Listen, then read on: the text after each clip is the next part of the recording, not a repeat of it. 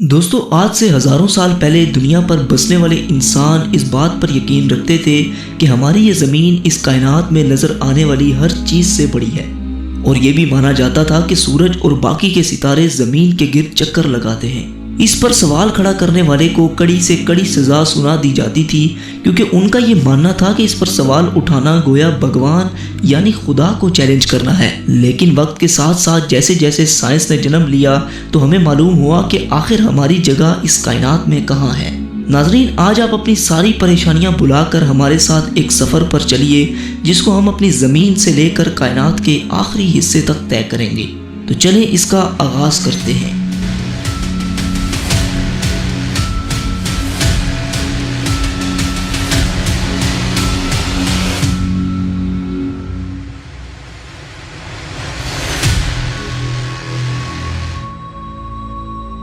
दोस्तों, अर्थ से करीबन 400 किलोमीटर ऊपर आने के बाद हमें कुछ ऐसा मंजर दिखाई देगा जहां पर इंटरनेशनल स्पेस स्टेशन अर्थ के गिर्द चक्कर लगा रहा है।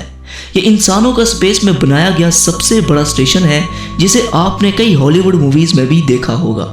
जमीन से आने वाले रॉकेट्स को स्पेस में अगर किसी इमरजेंसी का सामना करना पड़े तो ये इन्हें फ्यूल और बाकी चीजें प्रोवाइड करता है। आपको ये सुनकर हैरानी होगी कि इंटरनेशनल स्पेस स्टेशन करीबन 27,580 किलोमीटर फी घंटे की रफ्तार से जमीन के 24 घंटे में 16 चक्कर मुकम्मल कर लेता है। और अब हम लोग चांद पर पहुंच चुके हैं। चांद से आपको जमीन का नज़ारा कुछ ऐसा दिखाई देगा। चांद के सरफेस को देखकर ऐसा लगता है कि पिछले कई अरब सालों में इसने कई एस्ट्रॉइड्स की मार को झेला है। कहा जाता है कि आज से 4.5 अरब साल कबल हमारी ज़मीन से एक चांद जितना एस्ट्रॉइड टकराया था, और इस टक्कर से निकलने वाला मलबा आहिस्ता आहिस्ता जमा होकर हमारी चांद की शक्ल में आ गया।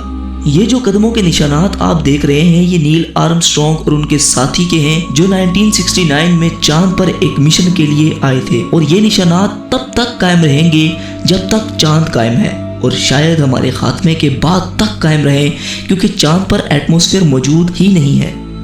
और अब हम लोग पहुंच चुके हैं जमीन से 61 मिलियन किलोमीटर दूर मौजूद एक खतरों से बड़े प्लेनेट पर, जिसका नाम है वीनस।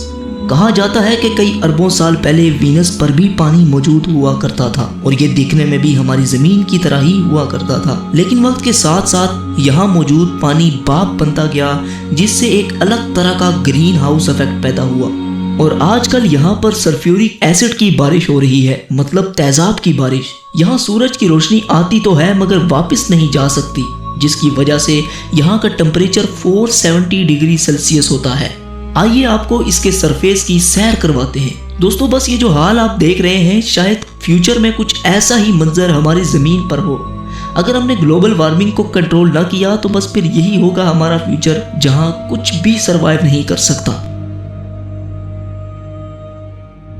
और अब हम लोग सूरज के सबसे करीब मौजूद प्लेनेट मरकरी पर आ चुके हैं, जो जमीन से 77 मिलियन किलोमीटर दूर है। यहाँ पर दिन को टेम्परेचर 400 डिग्री सेल्सियस होता है, जबकि रात को -170 डिग्री सेल्सियस तक गिर जाता है।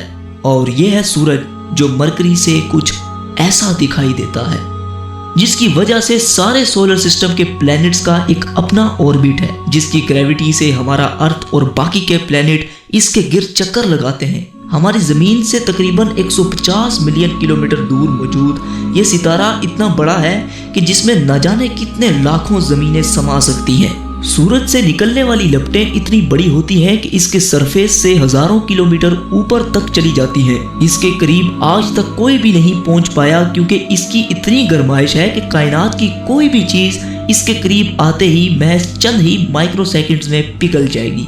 चलिए अब अपने सफर को आगे बढ़ाते हैं और चलते हैं उस प्लेनेट पर जिसे लेकर वैज्ञानिक कुछ ज्यादा ही सीरियस हैं, यानी मार्स। जी हाँ, हम मार्स पर पहुंच चुके हैं। यहाँ की मिट्टी लाल रंग की है, जिसकी वजह से इसे रेड प्लेनेट भी कहा जाता है। जमीन के बाद अगर किसी और प्लेनेट पर जिंदगी की उम्मीद लगाई जाए तो मार्स का नाम ही निकलकर सामने आएगा। कहा जाता है कि माजी में यहाँ पर भी नदियाँ, समुंदर और झील हुआ करते थे। यही वजह है कि साइंटिस्ट फ्यूचर में यहाँ पर बस्तियाँ बसाने के बारे में सोच रहे हैं। अगर हम मार्स पर आए हैं तो सोलर सिस्टम की सबसे बड़ी चोटी ओलंपस मून्स को कैसे मिस कर सकते हैं। ये मार्स के सरफेस पर वोल्केनो के नतीजे में आने वाला पहाड़ जमीन पर मौजूद दुनिया की सबसे ऊंची चोटी माउंट एवरेस्ट से भी 3 गुना बड़ा है। और अब इससे आगे का सफर थोड़ा खतरनाक होने वाला है, क्योंकि इससे आगे है एस्टेरॉयड बेल्ट, जहां कई चट्टानें सूरज के गिर्द चक्कर लगा रही हैं। इस जगह पर इतनी बड़ी बड़ी चट्टानें भी हैं कि जिन पर आसानी से एक बड़ा शहर बसाया जा सकता है। ये सब एस्टेरॉयड्स मिलकर एक प्लेनेट भी बना सकते थे, लेकिन हमारे सोलर सिस्टम की एक बहुत बड़ी पावर ने इन्हें रोके रखा, और वो पावर थी जुपिटर। सोलर सिस्टम के सबसे बड़े प्लेनेट की ग्रेविटी ने इन्हें आपस में मर्ज नहीं होने दिया। अपने चंद बड़े और दर्जनों छोटे मून्स के साथ जुपिटर एक अलग ही सोलर सिस्टम की तरह है। अगर बाकी के प्लैनेट्स को मिला भी लिया जाए तब भी ये जुपिटर का मुकाबला नहीं कर सकते। ये इतना बड़ा है कि अगर 65% मजीद बड़ा हो जाए तो ये सूरज की तरह एक अलग सितारा बनकर सामने आएगा। जुपिटर के सरफेस पर मौजूद ये रेड स्पॉट एक बहुत बड़ा तूफान है जो कई हजार साल से चलता आ रहा है।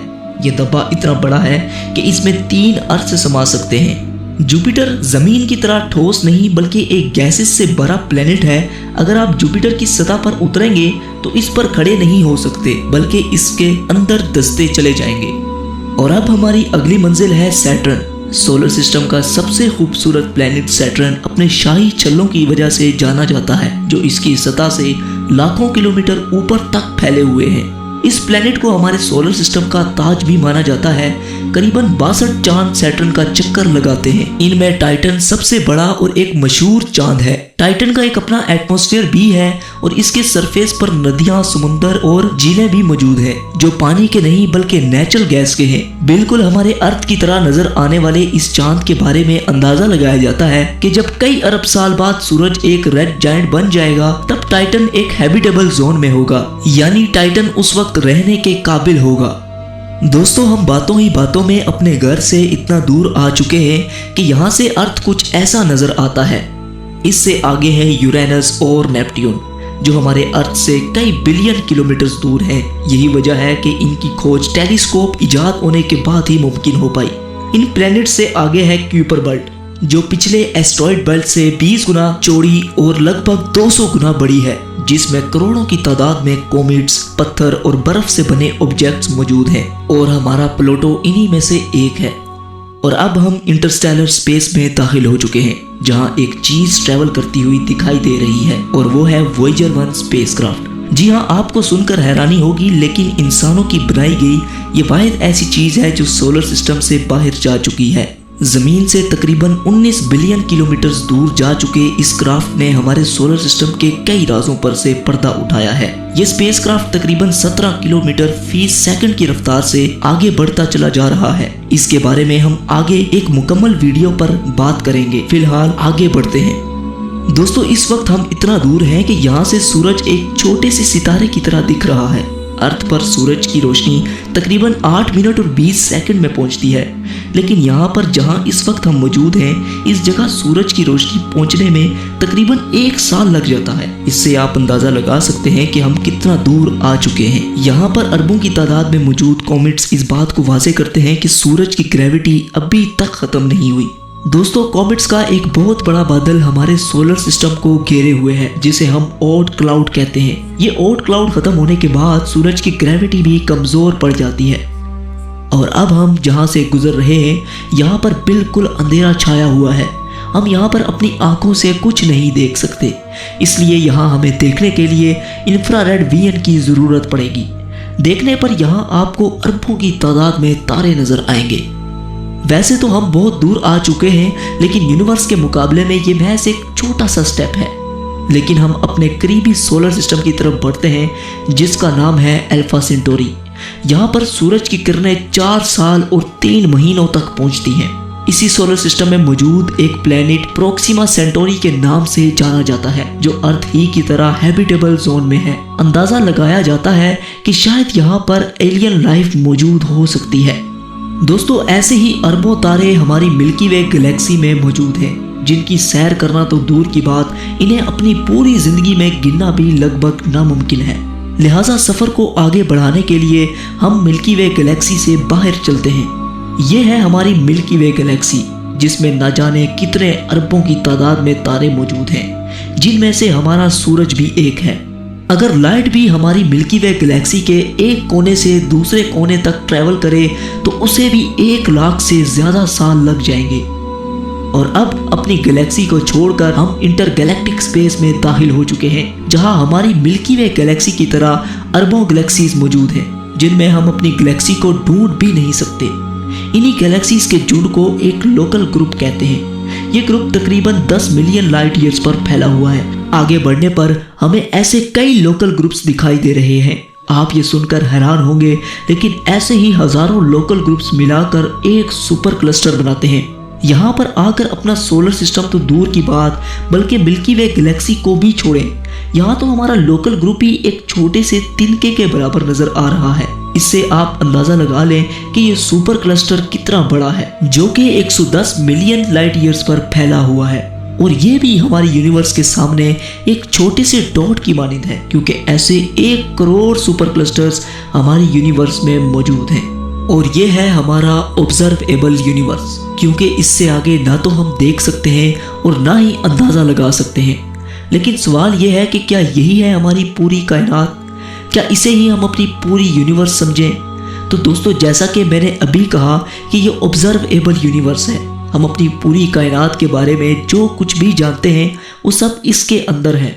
हो सकता है कि हमारी कायनात इससे भी बड़ी हो, लेकिन फिलहाल हम इतना ही जान पाए हैं। हमारी यूनिवर्स कितनी बड़ी है इसके बारे में हम कुछ भी नहीं जानते। दोस्तों, साइंसदानों का ये भी मानना है कि हमारी यूनिवर्स के अलावा कई और यूनिवर्स भी हो सकती हैं, जिनका हमें कोई अंदाजा नहीं। तो दोस्तों, आपका ये सफर कैसा रहा? हमें नीचे कमेंट सेक्शन में जरूर बताइएगा। जाने से पहले हमारे चैनल को सब्सक्राइब करके साथ मौजूद बेल के आइकन पर भी क्लिक कर दें। तो जब तक हमारी अगली वीडियो आती, तब तक के लिए आप अपना और अपने प्यारों का ख्याल रखिए। अल्लाह हाफिज।